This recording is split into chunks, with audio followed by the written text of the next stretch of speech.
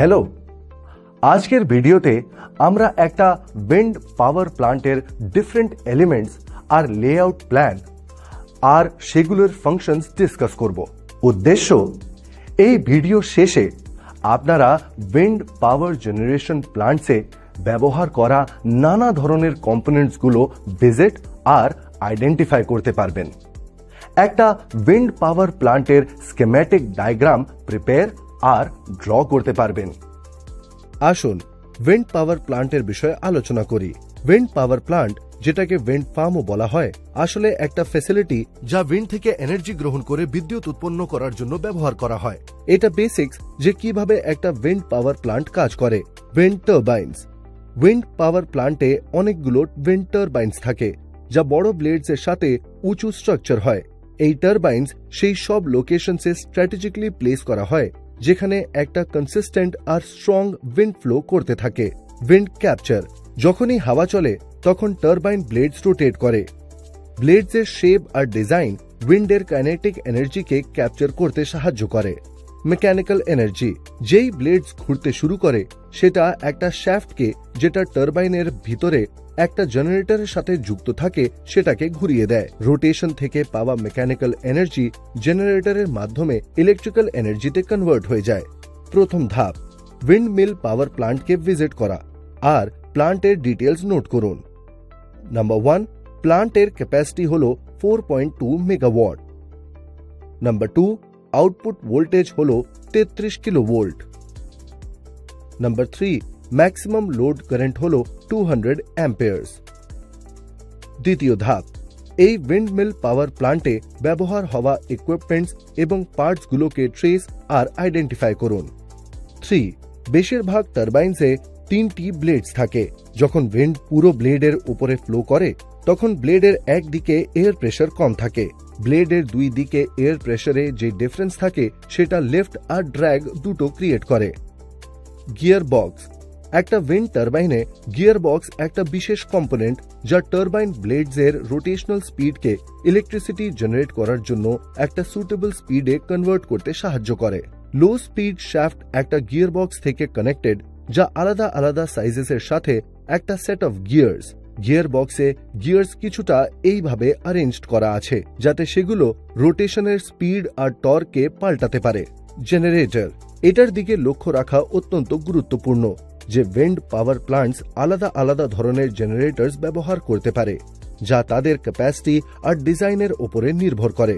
Wind পাওয়ার প্ল্যান্টসে সাধারণত ব্যবহৃত জেনারেটরসে এসিঙ্ক্রোনাস বা সিঙ্ক্রোনাস জেনারেটরস সম্মিলিত রয়েছে, যার মধ্যে সিঙ্ক্রোনাস জেনারেটরস মডার্ন উইন্ড টারবাইন টেকনোলজিতে বেশি প্রচলিত। উইন্ডের মেইন শাফট একটা জেনারেটরের সাথে কানেক্টেড। এক্সাইটার। এক্সাইটার কারেন্ট একটা টারবাইন কন্ট্রোলার দ্বারা কন্ট্রোলড, যা উইন্ডের স্পিডকে সেন্স করে, যার ভিত্তিতে সেই পাওয়ারকে ক্যালকুলেট করে যা আমরা সেই পার্টিকুলার উইন্ড স্পিডে অ্যাচিভ করতে পারি। Turbine controller. Wind turbine generator alternating current AC electricity উৎপন্ন করে, যে রোটর স্টেটর ওয়াইন্ডিংস এর ভিতরে রোটেট করা শুরু করে। জেনারেটর থেকে এসি আউটপুট উইন্ড কন্ডিশনস আর টারবাইন স্পিডের উপরে নির্ভর করে। ভোল্টেজ আর ফ্রিকোয়েন্সি ভেরি করতে পারে। কন্ডিশনড ডিসি পাওয়ার একটা ইনভার্টার বা দ্বিতীয় পাওয়ার কনভার্সন ইকুইপমেন্টে দেওয়া হয়, যেটা ডিসি পাওয়ারকে আবার এসি পাওয়ারে ডিজায়ার্ড ভোল্টেজ, ফ্রিকোয়েন্সি আর ফেজ ক্যারেক্টারিস্টিক্স এর সাথে কনভার্ট করতে পারে। এসি পাওয়ারকে আবার গ্রিডের সাথে সিঙ্ক্রোনাইজ করা হয় আর কনজিউমারসদের ডিস্ট্রিবিউশনের জন্য ট্রান্সমিট করা হয়। লাইন কনভার্টার ইউনিট এলসিইউ একটা গ্রিড সাইড কনভার্টার জিএসসিও সম্মিলিত করে, যেটা স্টেটর ওয়াইন্ডিংস এর সাথে কানেক্টেড থাকে। জিএসসি এসি পাওয়ারকে স্টেটর ওয়াইন্ডিংসকে ডিসি পাওয়ারে কনভার্ট করে আর আবার সেটাকে এসি পাওয়ারে সঠিক ভোল্টেজ, ফ্রিকোয়েন্সি আর ফেজের সাথে ইনভার্ট করে, যা গ্রিডের প্রয়োজন। High voltage transformer. ট্রান্সফরমারের primary windings low voltage AC power receive করার জন্য ডিজাইন আর ইলেকট্রোম্যাগনেটিক ইন্ডাকশনের মাধ্যমে এই ভোল্টেজকে একটা হায়ার লেভেলে পাল্টে দেয় বা উপরে নিয়ে যায়। Internal supply unit ISU and copper. Electrical জেনারেটরের আউটপুট ভোল্টেজ একটা রেকটিফায়ারকে দেওয়া হয় আর রেকটিফায়ার আউটপুট লাইন কনভার্টার ইউনিটকে দেওয়া হয় আউটপুট এসিকে স্টেবিলাইজ করার জন্য। একটা হাই ভোল্টেজ ট্রান্সফরমার দ্বারা গ্রিডকে দেওয়া হয়। এক্সট্রা ইউনিট ওয়াইন্ড টারবাইনকে ইন্টারনাল অক্সিলারি সিস্টেমকে পাওয়ার দেওয়ার জন্য ব্যবহার করা হয়, যেমন মোটর, ব্যাটারি ইত্যাদি। এটাকে ইন্টারনাল সাপ্লাই ইউনিট বলা হয়। আইএসইউ গ্রিডের সাথে সাথে উইন্ড থেকে পাওয়ার নিতে পারে। চপার সেফটি পারপাসের জন্য রেকটিফায়ার ইউনিট আরইউ থেকে এক্সট্রা এনার্জিকে শেষ করার জন্য ব্যবহার করা হয়। উইন্ড টারবাইন টারবাইনস সাধারণত 7 মাইলস পার আওয়ার অর্থাৎ 11 কিলোমিটার প্রতি ঘন্টা আর 56 মাইলস পার আওয়ার অর্থাৎ 90 কিলোমিটার প্রতি ঘন্টার মধ্যে কাজ করবে।